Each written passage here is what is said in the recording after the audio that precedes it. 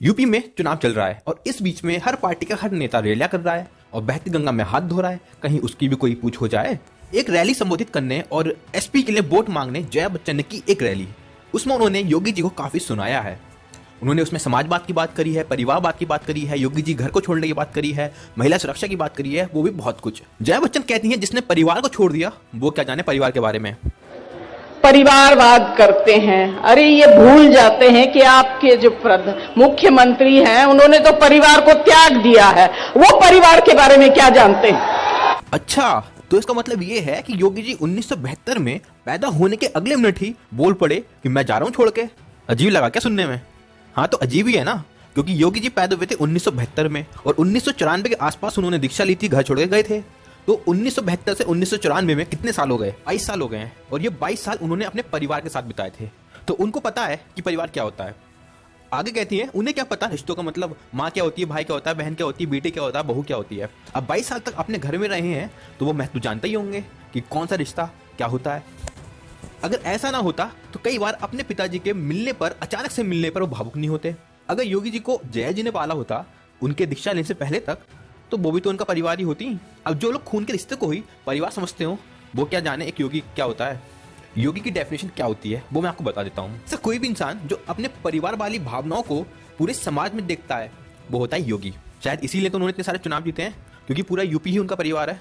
जो लोग कुएं के मेंढक हैं वो क्या समझे कि समुद्र या सागर नाम की भी कोई चीज होती है। अब योगी जी के तो परिवार की आपने बात कर ली, तो जया बच्चन जी अखिलेश के परिवार की बात कर लेते हैं कि क्या होता है परिवार। नेताजी के और अखिलेश के बीच में जो मनमुटाव चले हैं वो पूरी दुनिया ने देखे हैं। उनके चाचा उनके बीच में जो मनमुटाव चले हैं वो पूरी दुनिया ने देखे हैं। उनके और उनके सौतेले भाई के बीच में जो मनमुटाव है वो पूरी दुनिया ने देखे हैं। परिवारवाद की डेफिनेशन तो यहाँ भी कुछ फिट होनी चाहिए। एक नई डेफिनेशन देखते हैं, वो हम आकलन करेंगे इनकी प्रॉपर्टी के हिसाब से। यार 19 में मुलायम सिंह ने अपनी संपत्ति 20 करोड़ 56 लाख रुपए बताई थी। अक्षय यादव जो राम गोपाल यादव के बेटे हैं उन्होंने अपनी संपत्ति लगभग 32 करोड़ रुपए बताई थी। अखिलेश यादव के चाचा और मुलायम सिंह के भाई शिवपाल यादव ने अपनी संपत्ति 11 करोड़ 78 लाख रुपए बताई थी।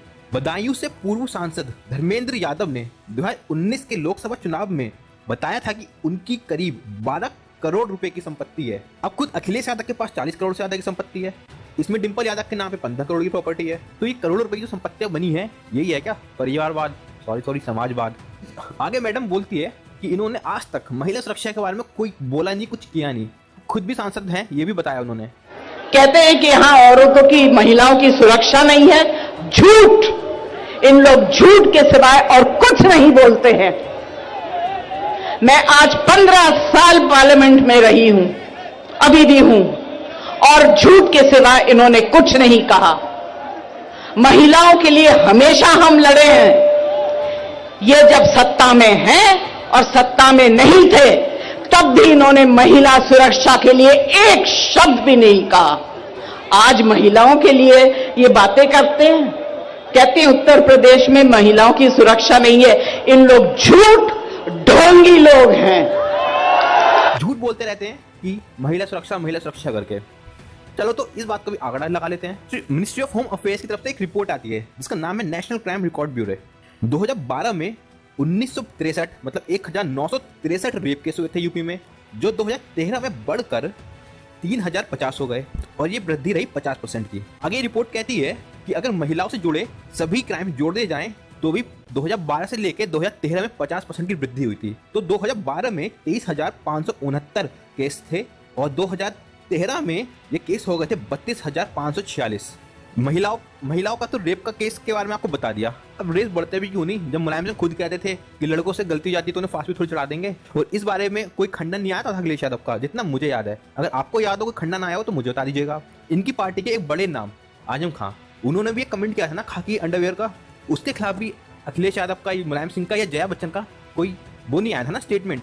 अगर आया हो तो मुझे कमेंट्स में बता दीजिए। अखिलेश यादव लखनऊ में अपने किसी काम से गए थे तो एक रिपोर्टर ने उनसे पूछा कि इतने सारे केस हो रहे हैं रेप्स के, तो क्या कर रहे हो आप? तो उन्होंने बोला, तो अखिलेश यादव ने रिपोर्टर से कहा आपके ऊपर तो खतरा नहीं है ना। अब एक रेस्पॉन्सिबल सीएम की ऐसी भाषा होती है कि आपके ऊपर नहीं है। जया बच्चन आगे बोलती हैं कि इन्होंने सत्ता में रहते हुए और सत्ता के बाहर रहते हुए कुछ नहीं किया। एक और रिपोर्ट देख लेते हैं एनसीआरबी की, जो आई थी सितंबर 2021 में। इस रिपोर्ट में 2013 और 2020 के आंकड़ों को कंपेयर किया गया है। 13 के बाद सबसे कम क्राइम हुआ है यूपी में तो वो है 2020। तो कुछ किया ही होगा ना, तभी सबसे कम आंकड़े आए 2020 में। और तुलना की है इन्होंने कैसे, 2013 में रेप केस थे 3050 और 2020 में ये 10% की गिरावट के साथ में हो गए थे 2769, 2769। अब वैसे ही मर्डर केस जो थे 2013 में थे वो थे 5047। वैसे ही 2013 में मर्डर केस थे 5047 जो 25% कम हुए 2020 में, और ये रह गए 3779, 3779। चोरी चकारी के मामले भी 21% तक कम हुए थे। 2013 में ये मामले 41,949 थे जो 2020 में रह गए थे 33,250। एडीजी प्रशांत कुमार ने एक इंटरव्यू में कहा कि 2017 के बाद से ही, योगी जी की सरकार आने के बाद से ही आंकड़ों में कमी आनी शुरू हो गई थी, और ऐसा इसलिए हुआ क्योंकि पुलिस को स्वतंत्र रूप से काम करने दिया गया और कोई भी पॉलिटिकल इन्फ्लुएंस नहीं रखा गया। इन भाषण को सुने ना, बल्कि उसमें कई तथ्यों को रिसर्च भी करें। और अगर आप रिसर्च नहीं कर सकते तो हमारे चैनल को सब्सक्राइब कीजिए, हम आपको रिसर्च करके देंगे और इस जानकारी को आप सभी के साथ शेयर करें। एक चीज की मेहनत सबको करनी, हम करेंगे मेहनत, आप केवल देखिए, आप अपना टाइम किसी और प्रोडक्टिव चीज में लगाइए। अब मिलेंगे अगली वीडियो में, तब तक जय हिंद।